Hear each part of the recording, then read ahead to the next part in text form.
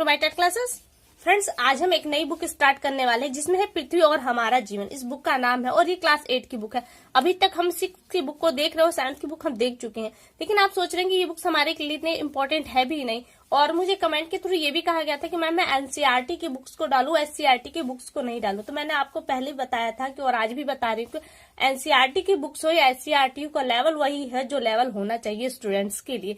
यानी कि बुक्स जो छपती है वो स्टूडेंट के लेवल से छपती है, न कि एनसीईआरटी या एससीईआरटी के हिसाब से छपती है। तो ऐसी कंडीशन में ये बुक्स आपके लिए बहुत ही ज्यादा इंपॉर्टेंट है। तो आइए स्टार्ट करते हैं अपनी बुक और देखते हैं इसमें क्या क्या चीजें आपको पढ़नी है। तो ये इसकी एक विषय सूची है जहां पे आप देख सकते हैं कृषि की प्रमुख उपजे, कृषि, सिंचाई, खनिज यानी कि संसाधनों से यहाँ पे इसको लिया जा रहा है।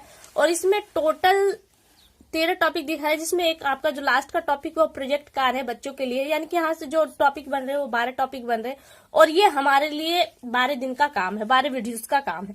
तो इसे आप इग्नोर ना करें। वैसे मैं आपको कंपेयर करके दिखा दूं, आपकी सीटेट की ये बुकलेट है मेरे पास जो 12 की है, आप देख सकते हैं। और यहाँ पे देखिए एक प्रश्न दिया गया है कि निम्न में से कौन से वनों की पत्तियों को गिरने का निश्चित समय नहीं होता, इसलिए वे कभी अनावृत नहीं होते। कौन से वन है? तो ये जो वन आपके दिए गए हैं वो आपको यहाँ पे देखिए मिल जाएगा। शीतोष्ण या मानसूनी प्रदेश, प्राकृतिक वातावरण, मानव जीव। ऐसी कंडीशन में ये प्रश्न आपका इसी बुक से बनता है। इसी में एक और बुक प्रश्न है, देखिए यहाँ पे है कि कृषि एक पद्धति जिसमें व्यापार स्तर पर आधुनिक आदतों का उपयोग अधिक उत्पादन प्राप्त करने के लिए किया जाता है, तो ये कौन सी कृषि कहलाती है? तो आप यहाँ पे सारी ये बुक्स को देख रहे हैं कि इसमें जो टॉपिक्स है वो कृषि से रिलेटेड। तो ऐसी कंडीशन में इस प्रश्न का भी उत्तर आपको इसी बुक से मिलेगा। तो आइए स्टार्ट करते हैं हम अपनी पहली वीडियो। पहला टॉपिक जिसका नाम है प्रमुख उपजे। तो यहाँ देखिए इस वीडियो में बताया गया कि हमारा जो देश है वो कृषि प्रधान देश है और कृषि हमारे देश का सबसे पुराना महत्वपूर्ण व्यवसाय है। यह हमारे देश के आर्थिक विकास में महत्वपूर्ण है। तो आप देख सकते हैं। और कृषि क्या है? कृषि से तात्पर्य केवल खेती या फसलें उत्पन्न करना ही नहीं है, वरन क्या है, कृषि के अंतर्गत पशुपालन आते हैं। पशुपालन, मुर्गी पालन, मधुमक्खी पालन, रेशम कीट पालन, झींगा पालन, बागवानी और मत्स्य पालन भी इसी के अंतर्गत आते हैं, कृषि के अंतर्गत। फिर आपसे कुछ खास बातें की जा रही हैं। जो बच्चे हैं उनको कहा जा रहा है कि पहले के जो कृषि कार्य था वो कैसे होता था और आज का जो कृषि कार्य है वो कैसे होता है। पहले खेती के लिए पुराने तरीके यूज होते हैं। आप देख सकते हैं बैलों से जुताई हो रही है और जो आधुनिक खेती है वो अब ट्रैक्टर से होती है। यही आधुनिक खेती है। किसी क्षेत्र में भी उसी तरह से विकास हुआ है जिसे हम हर क्षेत्र में देख रहे हैं। और कहा जा रहा है कि जो कृषि केवल स्थानीय आवश्यकताओं की पूर्ति के लिए की जाती है उसे निर्वाह कृषि कहा जाता है। यहाँ से प्रश्न बन सकता है कि निर्वाह कृषि कौन है? जो अपनी आवश्यकताओं को पूर्ण करने के लिए कृषि की जाती है वो निर्वाह कृषि होती है। और आप देख रहे हैं कि जो खेतों की साइज है, जो जोत है, वो छोटे होते जा रहे हैं, जिसके कारण अगर खेती कुछ बचती है तो वो केवल निर्वाह के लिए भी बनती है। आगे दिया है जिस कृषि का मुख्य उद्देश्य बाजार में फसल बेचना होता है वो व्यापारिक कृषि कहलाती है। जो हम फसल बेच के पैसा कमाते हैं, इसे फसल विशिष्टीकरण भी कहते हैं। आगे दिया है हमारा भारत एक कृषि प्रधान देश है। हमारे देश में लगभग 55% लोग कृषि पर निर्भर है। देश की कुल राष्ट्रीय आय का लगभग 14% प्राप्त हमको होता है। कहाँ से? कृषि से। विभिन्न प्रकार की जलवायु तथा विविध मिट्टियों के कारण देश में लगभग सभी प्रकार की फसलें उगाई जाती हैं। फिर आपके दिए है फसल के प्रकार दिए। खाद्यान्न फसलें कौन से हैं जिसे हम खाते हैं? जैसे गेहूं, चावल, जौ, चना, मटर, दालें, ज्वार, बाजरा, आपकी ये खाद्यान्न फसलें हैं। वहीं आती है नकदी फसलें जिसे हम नकदी तौर पर बेच देते हैं। जैसे गन्ना, कपास, जूट, तिलहन, तंबाकू आदि, इन्हें हम बेचते हैं, इन्हें डायरेक्टली खाने के लिए यूज नहीं होता। ये होता है नकदी। और होता है पेय या बागवानी। पेय जिसे हम पीते हैं, बागवानी में फलों के रूप में जिसे हम प्राप्त करते हैं। यहाँ पे आपका आता है चाय, कहवा, रबड़, गर्म मसाले आदि, ये आपके पेय एवं बागवानी फसलों के अंतर्गत आते हैं। फिर देखिए आपको ये एक पॉइंट बहुत ही इंपॉर्टेंट अच्छा है, यहाँ पे दिया है रबी की फसलें। कृषि फसलों के जो प्रकार है वो 3 प्रकार है। एक है रबी की फसल, दूसरी है खरीफ की फसल, तीसरी है जायद की फसल। रबी की फसल कौन सी है? रबी की जो फसल है वो जाड़े के प्रारंभ में बोया और ग्रीष्म के प्रारंभ में काटा जाता है। रबी सूर्य का पर्यायवाची है, तो आप रबी मतलब गर्मी से जोड़ ली, तो गर्मी में जो फसलें होती हैं वो होती हैं आपकी रबी फसलें। जाड़े के समय प्रारंभ होती है और गर्मी में उन्हें काटे जाती हैं।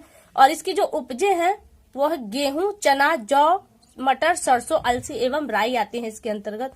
अब आता है खरीफ की फसलें। खरीफ की फसलें वो होती है जो बरसात ऋतु में बोई जाती हैं और शीत ऋतु के आरंभ में काट ली जाती हैं, वो होता है खरीफ की फसल। कौन कौन सी फसलें आती हैं इसके अंतर्गत?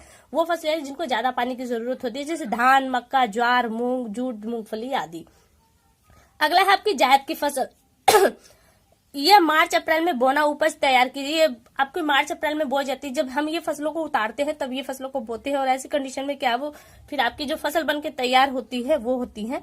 और इसमें जो फसलें हैं वो है तरबूज, खरबूजे, ककड़ी, सब्जियां आदि। ये गर्मियों में एक तरह से देखा जाता है गर्मियों बो के गर्मियों में ही काट ली जाती है, क्योंकि भीषण गर्मियों की सीमा में ही आपको ये फल मिलने को खाने को मिलते हैं, सब्जियां मिलती हैं। तो ये आपके हो गए। यहाँ से अगर प्रश्न बनता है तो कोई रबी और खरीफ से प्रश्न बनेगा, आपको कोई एक नाम दे दिया जाएगा और पूछा जाएगा इसमें कौन सी रबी की फसल है या जायद की या फिर खरीफ की फसल। आगे चलते हैं हम।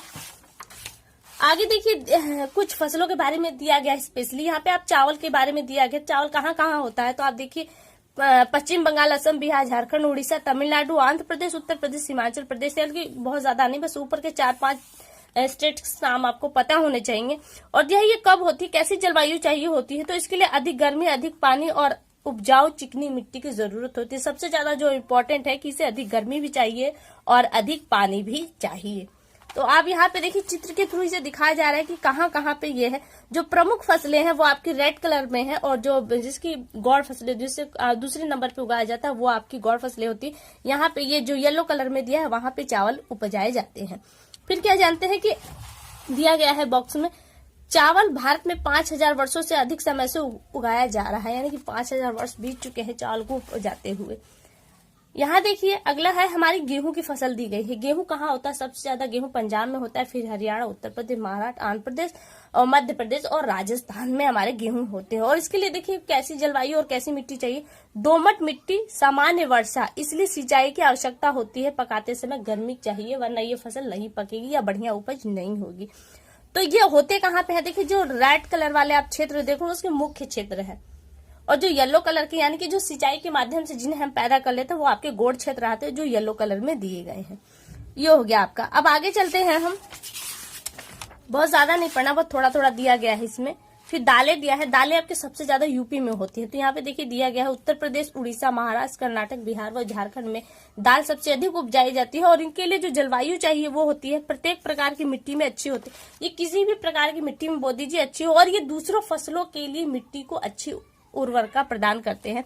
और समान वर्षा और कम मेहनत की आवश्यकता होती है। अन्य फसलों के लिए मिट्टी को अधिक उपजाऊ ये फसलें बनाती हैं, दलहन फसलें।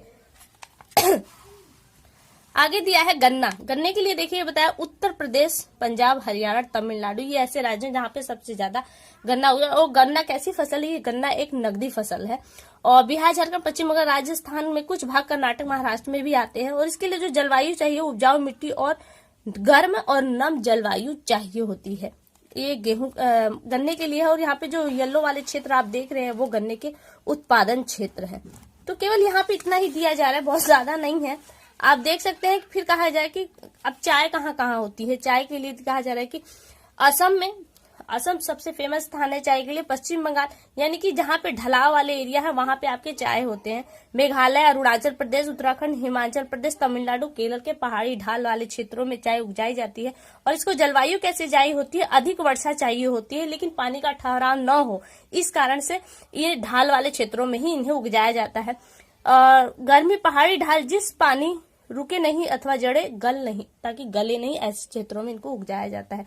और चाय के बारे में थोड़ा सा स्पेशली यहाँ पे दिया गया है क्या, विश्व में चीन के लोगों ने पहले शुरू चाय पीने की थी और शुरू में यह आदत केवल कुछ लोगों तक ही सीमित थी। प्रारंभ में इसे औषधीय पेय के रूप में जाना गया और उपनिवेशवादी अंग्रेजों ने वर्ष 1829 में उत्तर पूर्व भारत के वनों में असम चाय की खोज कर ली थी। और दिया है कि चाय की बड़े पैमाने पर खेती को चाय बागवान या चाय बागवानी कृषि कहते हैं। मतलब इसकी जो खेती होती है इसे चाय बागेन या फिर बागान की खेती हम कहते हैं। जो चाय के उत्पादन क्षेत्र देखिए यहाँ पे दिया है, जो ये थोड़ा थोड़ा रेड कलर में दिया है, ये आपके चाय के उत्पादन क्षेत्र है।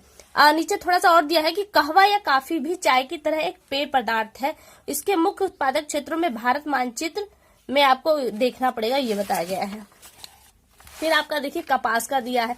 कपास कहाँ होता है, कपास के लिए काली मिट्टी सबसे ज्यादा उपजाऊ होती है। तो आपको वो मिट्टियां कहाँ मिलती हैं, तो महाराष्ट्र, गुजरात, मध्य प्रदेश, पंजाब, तमिलनाडु, उत्तर प्रदेश, पश्चिम बंगाल, आंध्र प्रदेश, कर्नाटक, ऊपर के 4-5 राज्य याद कीजिए। महाराष्ट्र, गुजरात, मध्य प्रदेश और पंजाब में ज्यादा उपजाई जाती है। और इसके लिए जो जलवायु हो, काली मिट्टी की जरूरत होगी। गर्म व नम जलवायु चाहिए और 100 सेंटीमीटर वर्षा अथवा सिंचाई उचित प्रबंध है। अगर 100 सेंटीमीटर तक वर्षा होती है तो ठीक है, वरना फिर सिंचाई के साधन से आप इसको पैदा कर सकते हैं। अगला है जूट। असम, पश्चिम बंगाल, मेघालय, बिहार, उत्तर प्रदेश और उड़ीसा राज्यों में जूट पैदा की जाती है और इसके लिए उपजाऊ मिट्टी चाहिए। तो जूट बहुत ही ज्यादा उपजाऊ मिट्टी में ही होती है, अन्यथा नहीं होती। और खासतौर से पश्चिम बंगाल और असम वाले एरिया में ही जूट पैदा किया जाता है। और जूट जानते हैं क्या है? जूट का आपने बोरा देखा होगा, वही होता है जूट। अधिक वर्षा, गर्म और नम जलवायु की जरूरत होती है इसके लिए। तो देखिए, कपास जो आप नीले कलर में देख रहे हैं, ब्लैक आपको दिखाई दे रहा होगा शायद, तो ये कपास का उत्पादन है। जो रेड कलर में आपको दिए गए हैं वो आपके जूट के उत्पादन क्षेत्र है। ये देखिए आपका समाप्त होता है। यहाँ पे थोड़ा बहुत और दिया है, हमारे कपास हमारे किस काम में आती है, ये बच्चों के लिए है। फिर यहाँ पे जो बॉक्स में दिया है वो देखिए आपके लिए इम्पोर्टेंट है। राष्ट्रीय आय क्या है? राष्ट्रीय आय किसी राष्ट्र में एक वर्ष के दौरान उत्पादित वस्तु और सेवाओं का सकल मूल्य होती है। ये किसी भी देश के विकास के स्तर को बताती है। नकदी फसल। नकदी फसल कौन सी है? जिन्हें हम बेच के तुरंत पैसा प्राप्त कर लेते होते हैं नकदी फसल। इसमें देखिए क्या दिया है, दूसरों को उपयोग अर्थात विक्रय, बेचने के लिए उत्पादित फसल जिसे नगद आय की प्राप्ति होती है, इसका उपभोग कृषक स्वयं नहीं करता वरन उसे बेचकर प्राप्त करता है। क्या कहलाता है? वो नकदी फसल कहलाती है। अब देखिए आपका ये टॉपिक समाप्त हो। यहाँ से आपका आता है अभ्यास। अभ्यास में आपके लिए प्रश्न उत्तर वो आपके लिए नहीं है, रिक्त स्थानों से हम देख लेते हैं। आजकल खेती जोतने के लिए हम क्या प्रयोग करते हैं? तो आप देख रहे हैं कि पुराने साधन अब समाप्त हो चुके हैं और उसकी जगह हम नए नए साधनों का प्रयोग कर रहे हैं। तो यहाँ पे आपका आ जाएगा ट्रैक्टर का प्रयोग किया जाता है। फिर गन्ना भारत की कौन सी फसल है? तो गन्ना भारत की नकदी फसल है।